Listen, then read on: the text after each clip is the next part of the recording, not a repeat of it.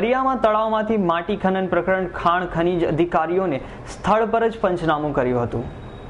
પારડી તાલુકાના પરિયા ગામે હરણ ફળિયાના તળાવ ઊંડા કરી માટી ખનન બાબતે સ્થાનિક વેલવા વાગડ ફળિયાના રહીશોએ સરપંચ તેમજ પારડી પોલીસ સ્ટેશન, મામલતદાર અને વલસાડ ખાણ ખનીજ સાથે કલેક્ટરને લેખિતમાં એક આવેદનપત્ર આપીને સખત વિરોધ કર્યો હતો, કારણ કે આ તળાવ ઊંડું કરતા આસપાસના 40 થી 50 આદિવાસીઓના મકાનમાં જોખમ ઊભું થવાની દહેશત તેમજ ગેરકાયદેસર માટી ખનન નવસારીના એક કોન્ટ્રાક્ટરને આ કામ સોંપવામાં આવેલ, જેના વિરોધ બાદ તળાવનું ખોદકામ બંધ કરાવી અને આજ રોજ આ પ્રકરણમાં વલસાડ ખાણ ખનીજ અધિકારીઓ સ્થળ પર આવી સમગ્ર ઘટના બાબતે પંચ કેસની કામગીરી હાથ ધરીને કાયદેસરની કાર્યવાહી કરવાનું સ્થાનિક લોકોએ જણાવ્યું હતું।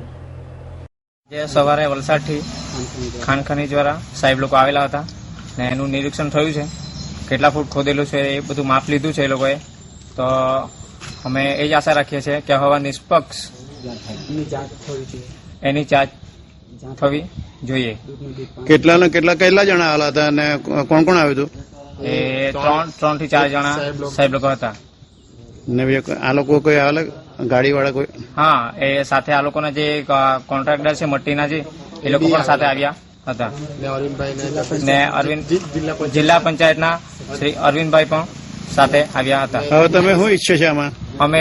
અમે એ જ આશા રાખીએ છીએ સાહેબ પર કે હવે એનો નિષ્પક્ષ રીતે જાંચ થવી જોઈએ। અમૃત પટેલનો રિપોર્ટ S9 ન્યૂઝ પારડી।